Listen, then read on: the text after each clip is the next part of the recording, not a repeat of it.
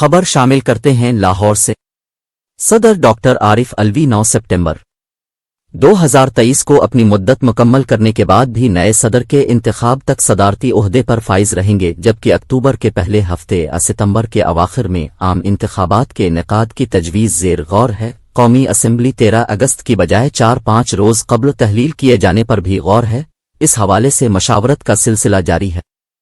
نواز شریف کی واپسی کے لیے بھی حکمت عملی مرتب کرنے کا عمل تیز کر دیا گیا ہے کہ نون لیگ نے حتمی طور پر طے کر لیا ہے کہ نواز شریف کے بغیر انتخابات میں حصہ نہیں لیا جائے گا۔